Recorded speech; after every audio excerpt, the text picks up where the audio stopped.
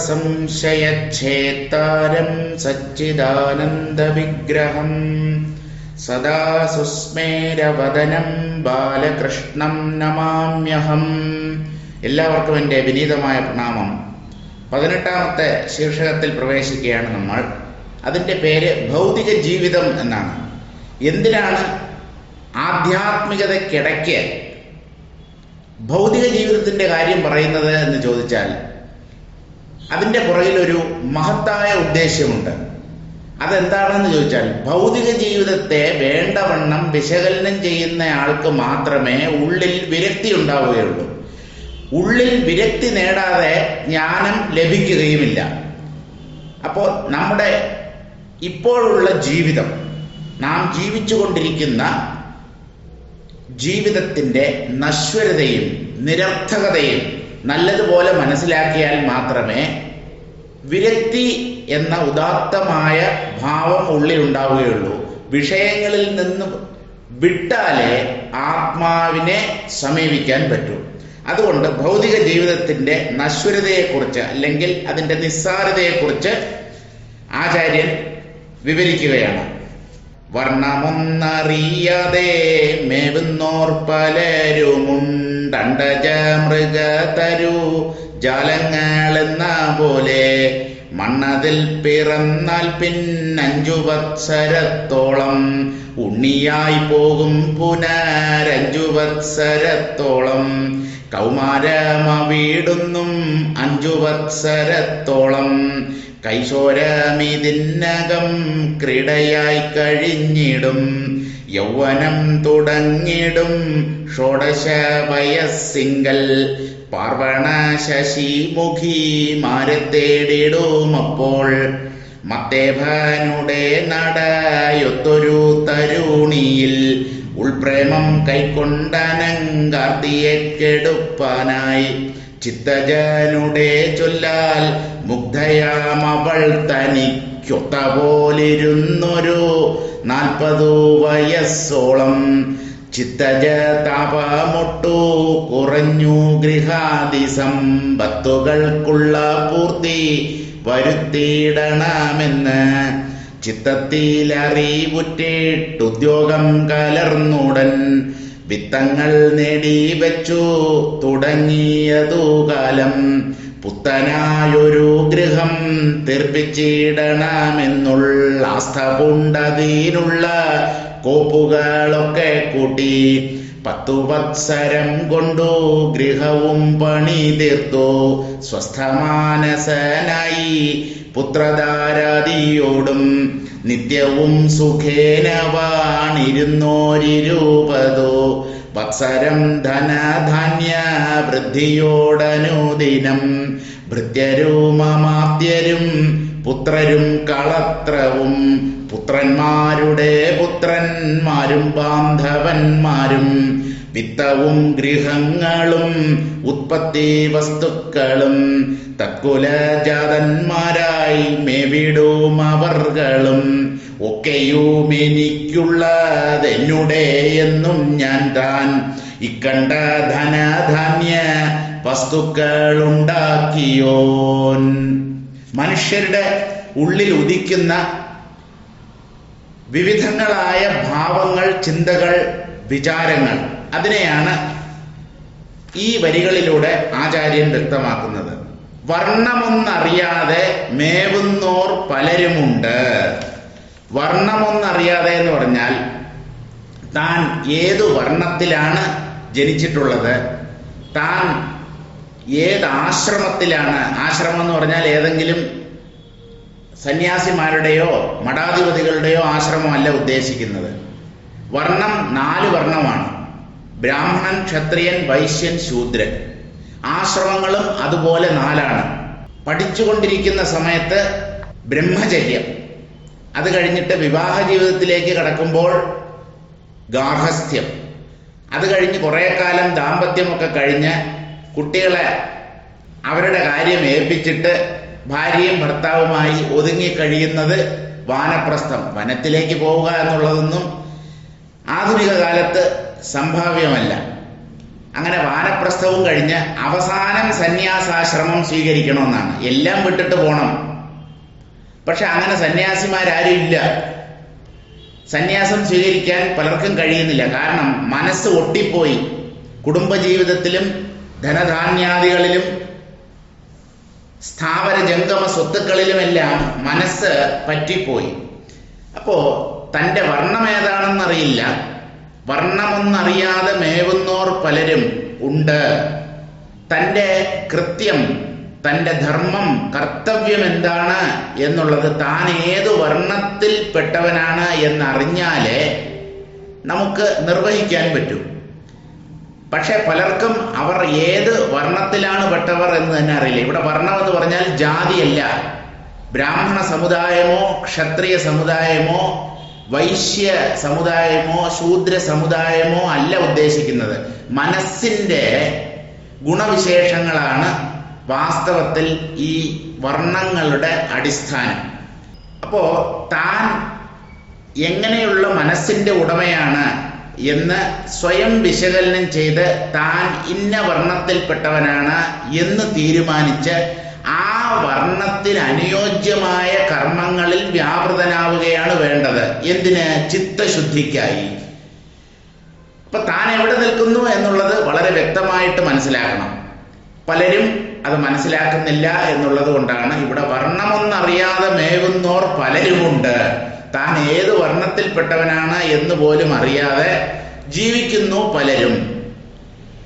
അണ്ടജ മൃഗ തരുജാലങ്ങൾ എന്ന പോലെ, അണ്ടജം മുട്ടയിൽ നിന്ന് ജനിക്കുന്നവ, പ്രധാനമായും പക്ഷികൾ, പിന്നെ പാമ്പ്, മുതല, ചീങ്കണ്ണി, ഇതെല്ലാം മുട്ടയിൽ നിന്നാണ് ഉണ്ടാവുന്നത്.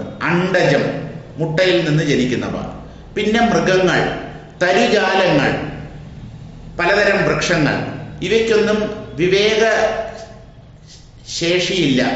കാര്യങ്ങളെ പറഞ്ഞ് കൊടുത്താൽ മനസ്സിലാക്കാനുള്ള ശക്തിയില്ല. അങ്ങനെ തന്നെയാണ് മനുഷ്യരുടെയും ജീവിതം. വിശേഷ ബുദ്ധിയില്ലാത്ത അണ്ടജങ്ങളെപ്പോലെയും മൃഗങ്ങളെപ്പോലെയും വൃക്ഷ സമൂഹങ്ങളെപ്പോലെയുമാണ് മനുഷ്യർ കഴിഞ്ഞുകൂടുന്നത്. മണ്ണതിൽ പിറന്നാൽ പിന്നെ 5 വത്സരത്തോളം ഉണ്ണിയായി പോകും. മണ്ണിൽ ജനിച്ചാൽ, ഭൂമിയിൽ ജന്മമെടുത്താൽ 5 വത്സരം ഉണ്ണിയായി പോകും. ഉണ്ണി എന്ന് പറഞ്ഞാൽ ജനിച്ച അന്ന് മുതൽ 5 വയസ്സ് വരെയാണ് ഈ ഉണ്ണി എന്ന നില. 5 വത്സരത്തോളം ഉണ്ണിയായി പോകും. പുനർ5 വത്സരത്തോളം കൗമാരം. അടുത്ത 5 കൊല്ലം എന്ന് പറഞ്ഞാൽ 6 മുതൽ 10 വരെയുള്ള വയസ്സ് കൗമാരം എന്ന പേരിലാണ് ഇവിടെ ആചാര്യൻ പറയുന്നത്. സാധാരണ നമ്മൾ കൗമാരം എന്നുള്ളതിന് ടീനേജ് എന്നാണ് അർത്ഥം പറയാറുള്ളത്. ടീനേജ് എന്ന് പറഞ്ഞാൽ 10, 11, 12 കഴിഞ്ഞിട്ട് പിന്നെയുള്ള സംഖ്യകളുടെ അവസാനമാണ് ഇംഗ്ലീഷിൽ ടീൻ എന്ന വാക്ക് ചേർത്ത് പറയുന്നത്. 13, 14, 15, 16, 17, 18, 19 വരെ. അപ്പോ ടീനേജ് എന്ന് പറഞ്ഞാൽ 13 മുതൽ 19 വരെയുള്ള പ്രായമാണ്. പക്ഷെ ഇവിടെ അങ്ങനെയല്ല. ആദ്യത്തെ 5 വർഷം ഉണ്ണി, പിന്നീടുള്ള 5 വത്സരം, 5 വർഷം കൗമാരം, പുനർ5 വത്സരത്തോളം കൗമാരം, അവിടുന്ന് 5 വത്സരത്തോളം കൈശോരം. കൈശോരം എന്ന് പറഞ്ഞാൽ കിശോരഭാവം. ഈ കിശോരഭാവത്തെയാണ് നമ്മൾ പേര് പറയുമ്പോൾ കിഷോർ എന്നാക്കുന്നത്. കിഷോർ കുമാർ, കിശോരകുമാരൻ.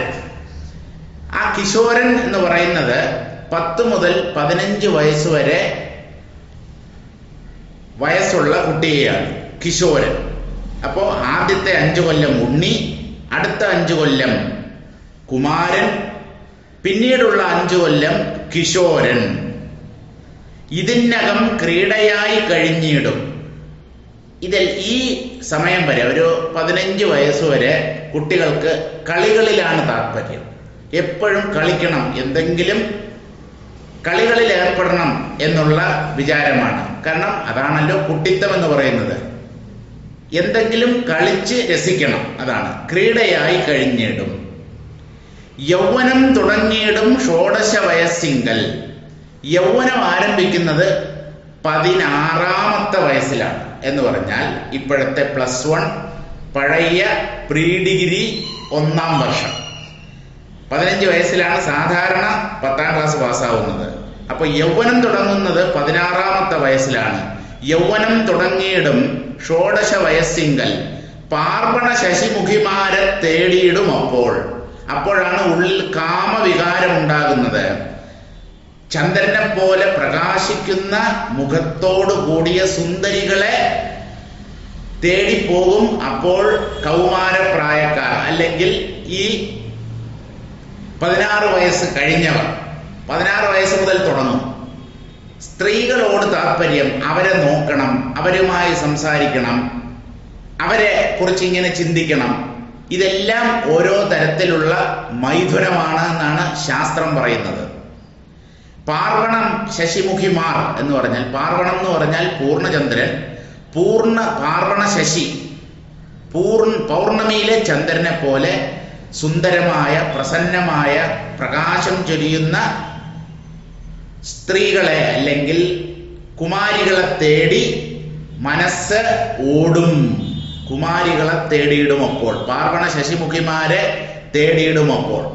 അപ്പോഴെന്താണ് ഉള്ളിലുള്ള വിചാരം?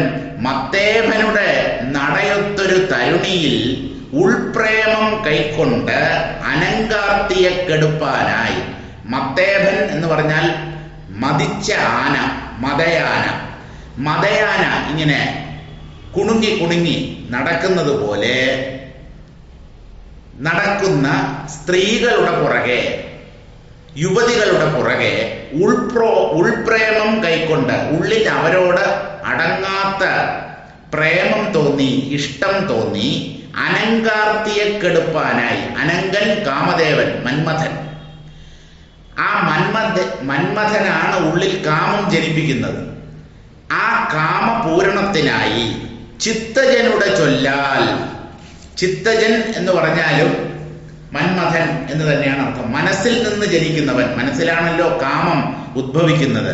ആ ചിത്തജനുടെ ചൊല്ലാൽ, ആ മന്മഥന്റെ പ്രേരണയാൽ ഈ കുമാരന്മാർ എന്തു വിചാരിക്കുന്നു? മുഗ്ധയാം അവൾ തനിക്ക് ഒത്തപോൽ ഇരുന്ന്. മുഗ്ധ എന്ന് പറഞ്ഞാൽ സുന്ദരി, മോഹിച്ചു പോയവൾ, സ്ത്രീ എന്നൊക്കെയാണ് അർത്ഥം. ഈ സുന്ദരി തനിക്ക് ചേർന്ന കുടുംബിനിയാണ്, തനിക്ക് ഇവളോടൊത്ത് ജീവിക്കണം എന്നിങ്ങനെയുള്ള ആഗ്രഹം, ഇവളെ സഹധർമ്മിണിയാക്കണം, ഇവളുമായിട്ടൊരു ജീവിതം വേണം എന്നൊക്കെ തീരുമാനിച്ച് മുഗ്ധയാം അവൾ തനിക്കൊത്തപോൽ ഇരുന്നൊരു 40 വയസ്സോളം. ഈ കാമം എത്ര കാലം ഉണ്ടാവും എന്ന് ചോദിച്ചാൽ കാമത്തിന് അങ്ങനെ വയസ്സൊന്നുമില്ല. സാധാരണ ഈ കാമം കൊടുമ്പിരി കൊണ്ട് നിൽക്കുന്നത് 40 വയസ്സ് വരെ എന്നാണ് ആചാര്യൻ പറയുന്നത്. തനിക്കൊത്തപോലിരുന്നൊരു 40 വയസ്സോളം ചിത്തജ താപം ഒട്ടു കുറഞ്ഞ് ഈ 40 വയസ്സ് വരെ ദാമ്പത്യം അനുഭവിക്കും. അങ്ങനെ മനസ്സിലെ കാമം കൊണ്ടുള്ള ആ ഇളക്കം കുറെയൊക്കെ കുറഞ്ഞ്, പൂർണ്ണമായി നഷ്ടമാവില്ല, കുറെയൊക്കെ കുറഞ്ഞ് ഗൃഹാദി സമ്പത്തുകൾക്കുള്ള പൂർത്തി വരുത്തിയിടണം. ഇനി ഒരു വീട് വാങ്ങിക്കണം, വാഹനം വേണം. കാരണം കുട്ടികൾ ജനിക്കുമല്ലോ ദാമ്പത്യത്തിൽ. അപ്പോൾ അവരുടെ ഭാവി ഭദ്രമാക്കാൻ വേണ്ടി ഗൃഹാദി സമ്പത്തുകൾക്കുള്ള പൂർത്തി വരുത്തിയിടണം. വീട് തുടങ്ങിയ വസ്തുക്കൾ, നിലം, പുരയിടം, വാഹനം എല്ലാം അതിൽപ്പെടും. അതെല്ലാം സ്വന്തമാക്കണമെന്ന് ചിത്തത്തിൽ അറിവുറ്റിട്ട് മനസ്സിൽ ബോധോദയമുണ്ടായി ഉദ്യോഗം കലർന്നുടൻ എന്ന് പറഞ്ഞാൽ അതിനു വേണ്ടിയുള്ള ശ്രമമായി. സംസ്കൃതത്തിൽ ഉദ്യോഗം എന്ന വാക്കിന് സർക്കാർ ഉദ്യോഗം, ബാങ്ക് ഉദ്യോഗം എന്നൊന്നുമല്ല, പരിശ്രമം എന്ന് മാത്രമേ അർത്ഥമുള്ളൂ. ഉദ്യോഗം കലർന്ന് അതിനു വേണ്ടിയുള്ള ശ്രമമായി. ഉടൻ വിത്തങ്ങൾ നേടിവെച്ച് തുടങ്ങിയത് കാലം പതുക്കെ ധനം സമ്പാദിക്കുന്നു, മിച്ചം വയ്ക്കുന്നു. വരുമാനത്തിൽ നിന്ന് ബാക്കി ഏതെങ്കിലും ബാങ്കിലോ മറ്റോ സൂക്ഷിച്ച് ബാങ്ക് ബാലൻസ് വർദ്ധിപ്പിക്കുന്നു. നേടിവെച്ചു തുടങ്ങിയത് കാലം എന്തിനാണ്? പുത്തനായൊരു ഗൃഹം തീർപ്പിച്ചിടണം എന്നുള്ള ആസ്ഥ പൂണ്ട് അതിനുള്ള കോപ്പുകളൊക്കെ കൂട്ടി പുതിയ ഒരു വീട് വെക്കണം, അല്ലെങ്കിൽ വീട് വാങ്ങണം, ഇങ്ങനെയൊക്കെ തീരുമാനിച്ച് അതിനുള്ള കോപ്പുകളൊക്കെ കൂട്ടി അതിനുള്ള തയ്യാറെടുപ്പുകളൊക്കെ നടത്തി 10 വത്സരം കൊണ്ട് ഗൃഹവും പണി തീർത്ത് ഒരു 10 കൊല്ലം കൊണ്ട് ഒരു വീട് വെച്ചു എന്ന് പറഞ്ഞാൽ 40 വയസ്സിൽ തുടങ്ങിയതാണല്ലോ, 50 വയസ്സാകുമ്പോഴേക്കും ഒരു വീട് റെഡിയായി, സ്വസ്ഥമാനസനായി. ഇനിയിപ്പോ എന്താ, ഒന്നും വേണ്ട, കയറി കിടക്കാൻ ഒരു വീടായി, അത്യാവശ്യം വേണ്ട ധനം സമ്പാദിച്ചു കഴിഞ്ഞു. ഇപ്പൊ മനസ്സിന് നല്ല സ്വസ്ഥത എന്ന് തെറ്റിദ്ധരിക്കുന്നു ആര്? ഈ ഗൃഹസ്ഥൻ, കുടുംബികൾ. സ്വസ്ഥമാനസനായി, ഇനിയിപ്പോ എൻ്റെ ജീവിതം പരമസുഖമായിരിക്കും എന്ന് മോഹിതനായി പുത്രധാരാദിയോടും കുട്ടികളോടും ഭാര്യയോടുമൊക്കെയായി നിത്യവും സുഖേന വാണിരുന്ന് കുറെ കാലം നല്ല സുഖമായിരിക്കും. കുട്ടികൾ സ്കൂളിലേക്ക് പോകുന്നു, വേണ്ടവണ്ണം പഠിക്കുന്നു, നല്ല മാർക്ക് വാങ്ങിക്കുന്നു, A+ വാങ്ങിക്കുന്നു. അങ്ങനെ സുഖമായി വാണിരുന്ന് ഒരു 20 വത്സരം, 20 വത്സരം എന്ന് പറഞ്ഞാൽ ഏതാണ്ട് നമുക്ക് 40-ൽ നിന്ന് തന്നെ തുടങ്ങാം. ഒരു 60 വയസ്സ്, ഷഷ്ടിപൂർത്തി, 20 വത്സരമാ എന്ത് ചെയ്യുന്നു? ധനധാന്യ വൃദ്ധിയോട് അനുദിനം. ധനം, പണമുണ്ട്, ധാന്യം, പഴയ കാലത്ത് കൃഷിയും മറ്റുമൊക്കെ ഉണ്ടാവുമല്ലോ, നിലം പുരയിടമൊക്കെ. അപ്പോൾ ആ ധാന്യ സമൃദ്ധിയൊക്കെ ഉണ്ടാവും. ഇങ്ങനെയുള്ള സർവ സൗഭാഗ്യങ്ങളോടും കൂടി അനുദിനം ഭൃത്യരും അമാത്യരും പുത്രരും കളത്രവും പുത്രന്മാരുടെ പുത്രന്മാരും ബാന്ധവന്മാരും വിത്തവും ഗൃഹങ്ങളും ഉത്പത്തി വസ്തുക്കളും തത്കുലജാതന്മാരായി മേവീടും അവർകളും. വേറെ എന്തൊക്കെയുണ്ട്? ഭൃത്യർ, ജോലിക്കാർ, സർവൻസ്, ധാരാളം ആൾക്കാരുണ്ട്. അമാത്യർ, അമാത്യർ എന്ന് പറഞ്ഞാൽ മന്ത്രിമാർ എന്നാണ് അർത്ഥം. നാട് ഭരിക്കുന്ന മന്ത്രിയല്ല. ഒരു രാജാവിൻ്റെ കാര്യമെടുത്താൽ രാജാവിന് ഭരണത്തിൽ സഹായിക്കാനും മറ്റും അനേകം മന്ത്രിമാരുണ്ടാവും.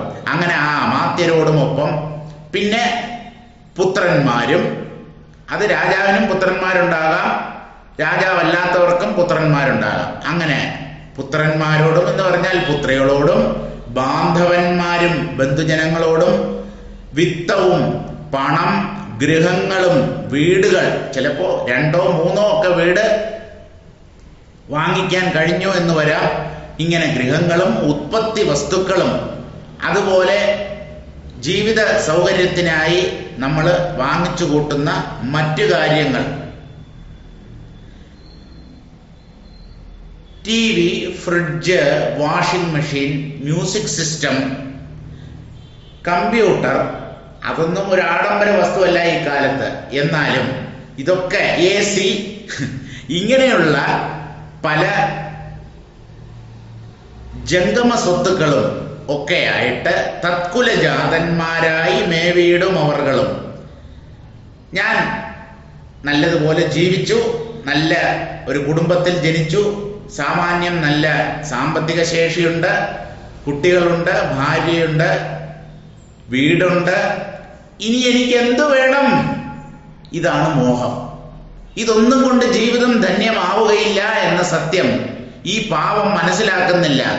മേവീടും അവർകളും. എന്താണ് വിചാരം? ഒക്കെയും എനിക്കുള്ളതെന്ന്. ഇതൊക്കെ എന്റെയാണ്. മമത പിടിമുറുക്കി, ജഡങ്ങളിൽ പിടിമുറുക്കി, ദുഃഖിച്ചേ പറ്റൂ.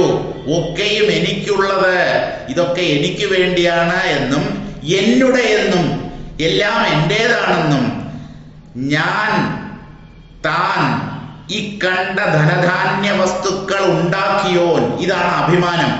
ഈ കാണുന്ന ധനധാന്യങ്ങളും സ്ഥാവര ജംഗമ സ്വത്തുക്കളും ഒക്കെ സമ്പാദിച്ചത് ഞാനാണ്. എന്റെ മിടുക്ക്, ഞാൻ കേമൻ, അത്ര മോശപ്പെട്ടവനൊന്നുമല്ല. ഇങ്ങനെ അഹങ്കരിച്ചു കഴിയുന്നു. ഇതിന്റെ സാരം വായിക്കാം. വർണ്ണാശ്രമധർമ്മങ്ങൾ അറിയാതെ കഴിയുന്നവർ പലരും ഉണ്ടായേക്കാം. ബാല്യം, യൗവനം, വാർദ്ധക്യം, വാനപ്രസ്ഥം ഇവയാണ് ശരീരതത്വപ്രകാരമുള്ള വർണ്ണാശ്രമ ധർമ്മങ്ങൾ. ഇവിടെ ബാല്യം, യൗവനം രണ്ടെണ്ണമേ പറയുന്നുള്ളൂ. കൗമാരത്തെ ഒഴിവാക്കി. അതുപോലെ വാർദ്ധക്യമുണ്ട്. ബാല്യം, കൗമാരം, യൗവനം, വാർദ്ധക്യം. ആ കൗമാരം എന്നുള്ള വാക്ക് ഇതിൽ ചേർത്തിട്ടില്ല. പിന്നെ ആശ്രമങ്ങൾ 4 ബ്രഹ്മചര്യം, ഗാർഹസ്ഥ്യം, വാനപ്രസ്ഥം, സന്യാസം. അതിൽ വാനപ്രസ്ഥത്തിന്റെ പേര് മാത്രമേ ഇവിടെ പറയുന്നുള്ളൂ. വിട്ടുപോയതാവാം, അല്ലെങ്കിൽ അച്ചടിച്ചപ്പോ വിട്ടുപോയതാവാം, എന്താണെന്നറിയില്ല. എന്തായാലും ഈ 4 ആശ്രമങ്ങൾ ബാല്യം, കൗമാരം, യൗവനം, വാർദ്ധക്യം 4 അവസ്ഥകളാണ്. ബ്രഹ്മചര്യം, ഗാർഹസ്ഥ്യം, വാനപ്രസ്ഥം, സന്യാസം ഇവ 4 ആശ്രമങ്ങളാണ്. ബ്രാഹ്മണ, ക്ഷത്രിയ, വൈശ്യ, ശൂദ്രന്മാർ ഇവരാണ് 4 വർണ്ണങ്ങളിൽ കഴിയുന്നവർ.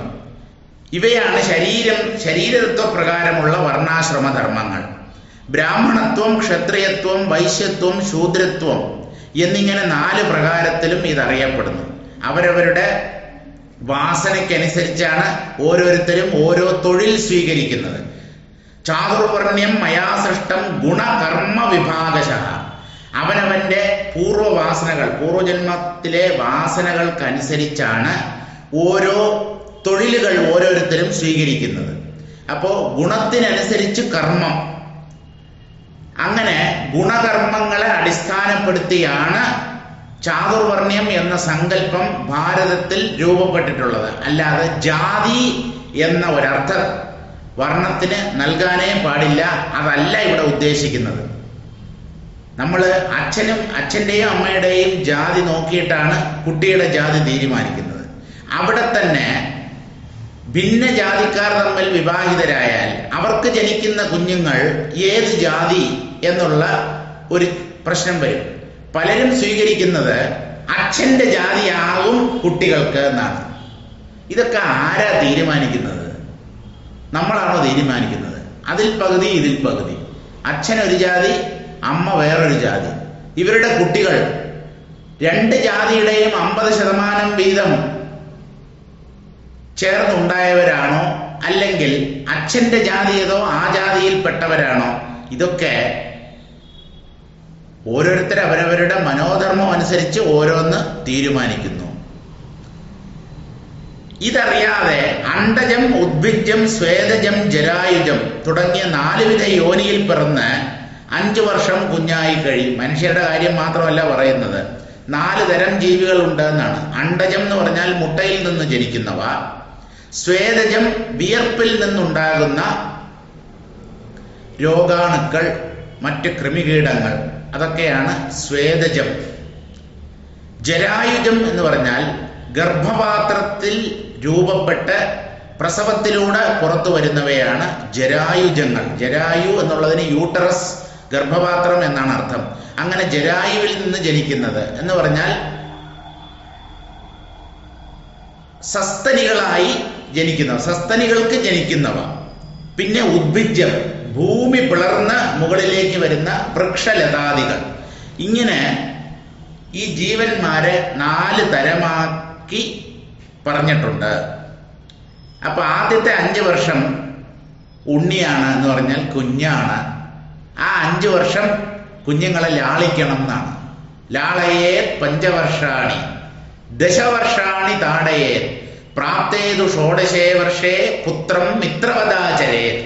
ആദ്യത്തെ 5 കൊല്ലം കുഞ്ഞാണ്, അതിനൊന്നും അറിയില്ല. നല്ലത് ചീത്ത, ശരി തെറ്റ് ഒന്നും അറിയില്ല.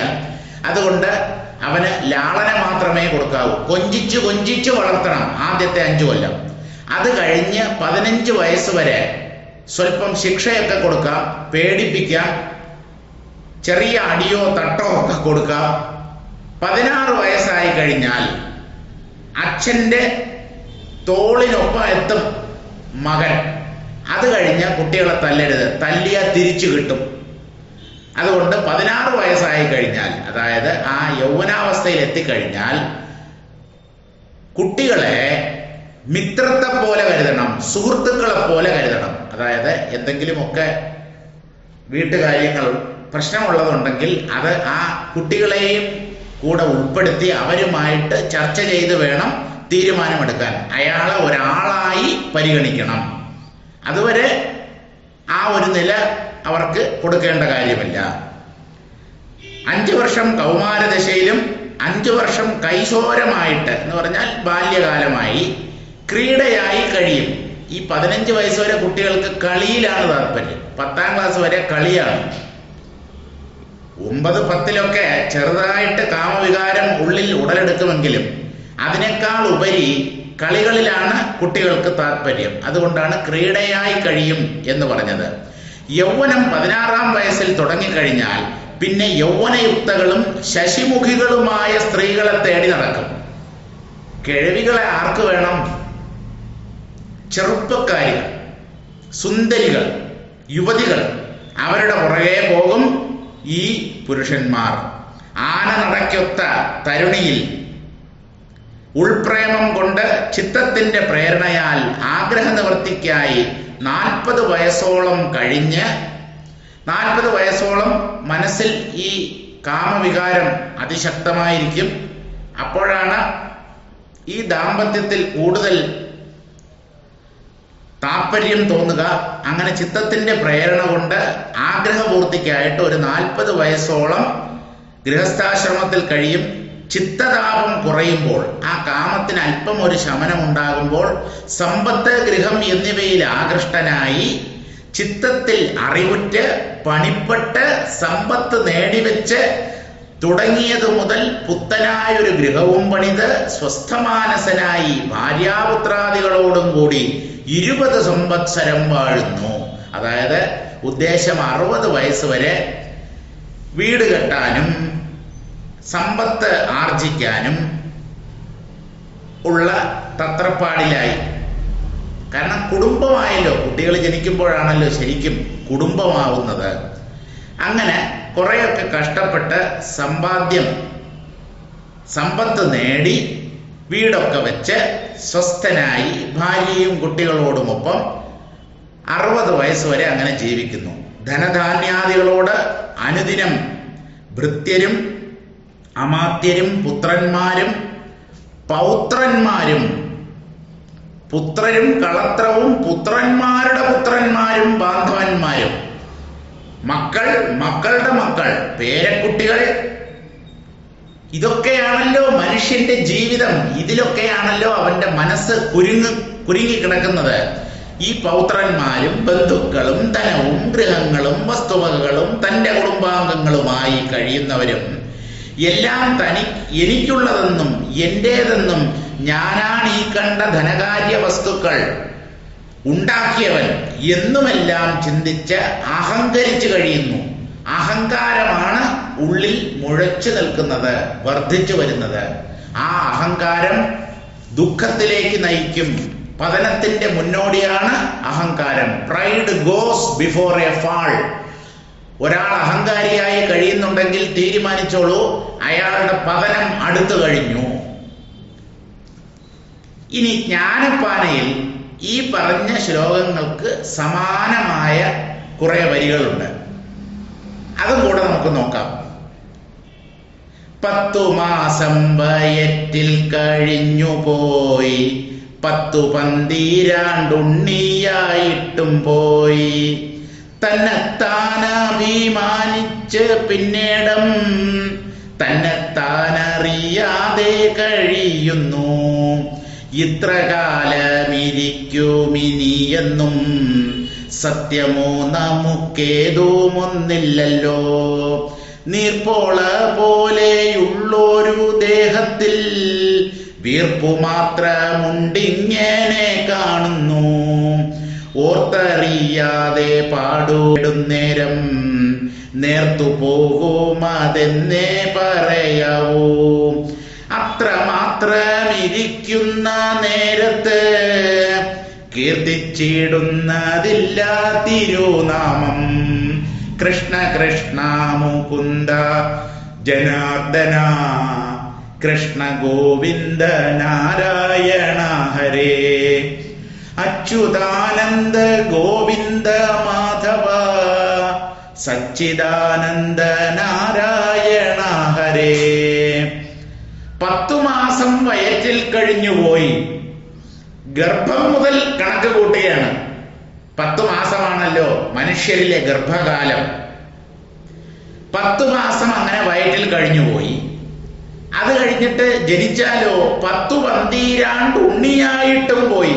ഒരു 10-12 വർഷം ഉണ്ണിയായി എന്ന് പറഞ്ഞാൽ അവിവേകിയായി, കാര്യങ്ങളെ വേണ്ടവണ്ണം ചിന്തിച്ച് തീരുമാനിക്കാൻ കഴിയാതെ കളികളിലും മറ്റും താല്പര്യത്തോടുകൂടി അങ്ങനെ 12 വയസ്സ് വരെ കഴിഞ്ഞു. തന്നെത്താൻ അഭിമാനിച്ചു പിന്നീടം. അത് കഴിയുമ്പോഴാണ് പതുക്കെ മനുഷ്യന്റെ ഉള്ളിലെ അഹങ്കാരം തലപൊക്കുന്നത്. ഞാൻ, എന്നെ പറഞ്ഞു, വാശി, വൈരാഗ്യം, അതൊക്കെ ഈ 12 കൊല്ലം കഴിയുമ്പോഴാണ്. തന്നെത്താൻ അഭിമാനിച്ച് പിന്നീടം തന്നെത്താൻ അറിയാതെ കഴിയുന്നു. താൻ ആര്, തൻ്റെ നിലയെന്താണ്, വിലയെന്താണ്, തൻ്റെ സ്ഥാനം എന്താണ്, ഇതൊന്നും വിചാരിക്കാതെ അഹങ്കാരത്താൽ മതിമറന്ന് അങ്ങനെ കഴിയുന്നു. ഇത്ര കാലം ഇരിക്കും ഇനിയെന്നും, തനിക്കിനി എത്ര വർഷം ജീവിതമുണ്ട്, ആയുസ്സുണ്ട് എന്നൊന്നും ചിന്തിക്കാൻ തോന്നുന്നില്ല മനുഷ്യന്. ഇത്ര കാലം ഇരിക്കും ഇനിയെന്നും സത്യമോ നമുക്കേതുമൊന്നില്ലല്ലോ. ആർക്കെങ്കിലും ഉറപ്പിച്ചു പറയാൻ പറ്റുമോ ഞാൻ ഇത്ര കൊല്ലം കൂടെ ഈ ഭൂമുഖത്ത് ജീവിക്കും? ആർക്കും പറയാൻ പറ്റില്ല. മരണം ഏത് സമയത്ത് വേണമെങ്കിലും നമ്മെ സമീപിക്കാം. മരിക്കാൻ വയസ്സാവണമെന്നില്ല. കുട്ടികൾ മരിക്കുന്നു, യുവാക്കൾ മരിക്കുന്നു, യുവതികൾ മരിക്കുന്നു, മധ്യവയസ്കർ മരിക്കുന്നു, വൃദ്ധർ മരിക്കുന്നു. 100 വയസ്സ് കഴിഞ്ഞിട്ടും മരിക്കാതെ ജീവിക്കുന്നവരുമുണ്ട്. അപ്പോ ഈ ആയുസ് അത്ര കണ്ട് അനിശ്ചിതമാണ്. ഇത്ര കാലം ഇരിക്കും ഇനിയെന്നും സത്യമോ നമുക്കേതുമൊന്നില്ലല്ലോ. ഈ ജീവിതം അങ്ങേയറ്റം നശ്വരമാണ്. കാരണം ഇത് ക്ഷണികമാണ്. ഇത് എപ്പോഴാണ് പോയിപ്പോവുക എന്ന് ആർക്കും പറയാൻ പറ്റില്ല. ഇത് ഏതുപോലെയാ? നീർപ്പോള പോലെയുള്ളൊരു ദേഹത്തിൽ വീർപ്പ് മാത്രമുണ്ട്, ഇങ്ങനെ കാണുന്നു. നീർപ്പോള വെള്ളത്തിലെ കുമിള. വെള്ളത്തിലെ കുമിള നമ്മൾ കണ്ടോണ്ടിരിക്കുമ്പോ തന്നെ പൊട്ടിപ്പോകും, തകർന്നു പോകും. അതുപോലെ കണ്ടിരിക്കും ജനങ്ങളെ കണ്ടില്ലെന്ന് വരുത്തുന്നതും ഭവാൻ. ഇന്നലെ പോലും അദ്ദേഹത്തെ ഞാൻ കണ്ടല്ലോ, വൈകുന്നേരം നടക്കാൻ ഇറങ്ങിയതാണല്ലോ, ഞങ്ങൾ സംസാരിച്ചതാണല്ലോ. ഇന്ന് രാവിലെ അദ്ദേഹത്തിന്റെ മരണവാർത്തയാണ് ആദ്യം കേൾക്കുന്നത്. അപ്പോ നീർപ്പോള പോലെയാണ് മനുഷ്യരുടെ ജീവിതം. ശരീരം അത്ര കണ്ട് നശ്വരമാണ്. എപ്പോ വേണമെങ്കിലും ആ ശരീരം പതിച്ചു പോകാം. ആ ദേഹത്തിൽ വീർപ്പ് മാത്രമുണ്ട്, ഇങ്ങനെ കാണുന്നു. വീർപ്പ് എന്ന് പറഞ്ഞാൽ അഹങ്കാരം. ഞാൻ ശരീരമാണ്. ഈ ഒരു ദേഹാത്മഭാവത്തിന് മാത്രം ഒരു കുറവുമില്ല. അത് വയസ്സാകും തോറും കൂടിക്കൂടിയാണ് വരുന്നത്. അഹങ്കാരത്തിന് മാത്രം ഒരു കുറവും സംഭവിക്കുന്നില്ല, തൃഷ്ണയും കുറയുന്നില്ല.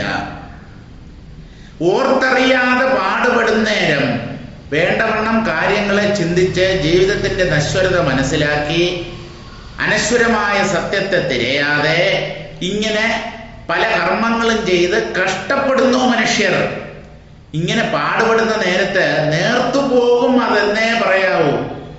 ആയുസ് കുറഞ്ഞുകൊണ്ടാണ് വരുന്നത്, ശരീരം ക്ഷീണിച്ചുകൊണ്ട് വരുന്നു. നേർത്തു പോകും. അവസാനം ഒരു ദിവസം ഠിം, എല്ലാം കഴിഞ്ഞു. താൻ സമ്പാദിച്ച സ്വത്തും തനിക്ക് ജനിച്ച കുട്ടികളും വീട്, വാഹനം തുടങ്ങിയ വസ്തുക്കളും എല്ലാം ഇവിടെ ഉപേക്ഷിച്ചിട്ട് പോകേണ്ടതായി വരും. അങ്ങനെ ശരീരം ദുർബലമായിക്കൊണ്ടിരിക്കും. വാർദ്ധക്യം നമ്മെ ഗ്രസിക്കും. നാൾക്ക് നാൾ ശരീരം തളർന്നു വരും. അതാണ് നേർത്തുമോ പോകും, അതെന്നേ പറയാവൂ എന്ന് പറയുന്നത്.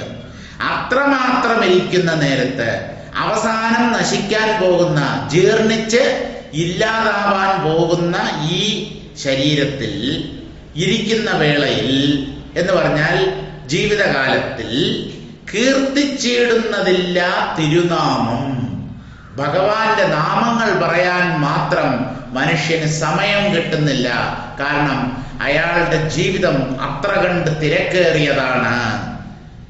ഭഗവാനെ കുറിച്ച് ചിന്തിക്കാനോ ഈശ്വരനാമങ്ങൾ ചൊല്ലാനോ സത്സംഗത്തിൽ ചെന്നിരിക്കാനോ ഒന്നും മനുഷ്യർക്ക് പൊതുവേ തോന്നുന്നില്ല. ധാരാളം ആൾക്കാർക്ക് അതിൽ താല്പര്യമുണ്ട്, നല്ല കാര്യങ്ങൾ ചെയ്യുന്നുണ്ട്. പക്ഷേ ഭൂരിപക്ഷം ജനങ്ങൾക്കും ഈ വക കാര്യങ്ങളിൽ, ഭഗവത് വിഷയങ്ങളിൽ, ആത്മീയ കാര്യങ്ങളിൽ താല്പര്യമില്ല എന്നുള്ളതാണ് ഒരു ദുഃഖസത്യം. അത്രമാത്രം ഇരിക്കുന്ന നേരത്ത് കീർത്തിച്ചിടുന്നതില്ല തിരുനാമം. ഭഗവാന്റെ നാമങ്ങൾ ചൊല്ലി മനസ്സിന് ചിത്തശുദ്ധി നേടാനോ അതിലൂടെ ജ്ഞാന സമ്പാദനത്തിനോ മനുഷ്യർ ആഗ്രഹിക്കുന്നില്ല. ജന്തുക്കൾ ഭക്ഷിച്ചു കാഷ്ടിച്ചു പോകിലാം, വെന്തു വെണ്ണീറായി ചമഞ്ഞേടിലാം, നന്നല്ല ദേഹം നിമിത്തം മഹാമോഹം. ഇത് അധ്യാത്മരാമായണത്തിൽ ഇതേ എഴുത്തച്ഛൻ തുഞ്ചത്ത് രാമാനുജാചാര്യര് ലക്ഷ്മണോപദേശം എന്ന ഭാഗത്തിൽ പറയുകയാണ്. ശരീരം പതിച്ചു കഴിഞ്ഞാൽ ജന്തുക്കൾ ഭക്ഷിച്ച് കാഷ്ടിച്ചു പോകില്ല. പുഴുക്കളും കൃമികീടങ്ങളും ഈ ശരീരത്തെ തിന്ന് മലവിസർജനം നടത്തും. അല്ലെങ്കിൽ കത്തിച്ചാലോ വെന്തു വെണ്ണീറായി ചമഞ്ഞേടില്ല, കത്തിച്ചാമ്പലായി പോകും, ഒരു പിടി ചാരമായി അവശേഷിക്കും നമ്മൾ പൊന്നുപോലെ കൊണ്ടു നടന്ന ഈ ശരീരം. അതുകൊണ്ട് എന്താ, നന്നല്ല ദേഹം നിമിത്തം മഹാമോഹം. ശരീരം കാരണമായിട്ട് ഒരു മോഹം, ഞാൻ ഈ ദേഹമാണെന്നും പലതും എന്റേതാണെന്നും ഉള്ള വിചാരം മനുഷ്യന് ഒരിക്കലും നന്മയുണ്ടാക്കില്ല, അത് നന്നല്ല എന്ന് ശ്രീരാമൻ ലക്ഷ്മണനെ ഉപദേശിക്കുകയാണ്. അതുകൊണ്ട് ഈ ദേഹാഭിമാനം നാൾക്കുനാൾ കുറയണം, മനസ്സിൽ വിരക്തി അധികരിച്ചു വരണം. പതുക്കെ പതുക്കെ ഈശ്വരനോട് അല്ലെങ്കിൽ ആത്മാവിനോട് അടുക്കണം. പുരോഗതിയുടെ പാതയിലാവണം നമ്മുടെ യാത്ര. താഴോട്ടല്ല, അധപ്പതിക്കുകയല്ല മനുഷ്യർ വേണ്ടത്. മുകളിലേക്ക് ഉയർന്നുയർന്ന് സത്യത്തിൽ ചെന്ന് അതായി ബാക്കി നിൽക്കുക. അതാണ് മോക്ഷം, അതാണ് അമൃതത്വം. അത് നേടാനുള്ള ശ്രമമാകണം ഓരോ വ്യക്തിയും മനുഷ്യ ജീവിതത്തിലുടനീളം ചെയ്യേണ്ടത്. നമുക്ക് ഇന്നത്തേക്ക് ഇവിടെ നിർത്താം. തുടർന്നുള്ള ശ്ലോകങ്ങൾ അടുത്ത ക്ലാസ്സിൽ വായിക്കാം.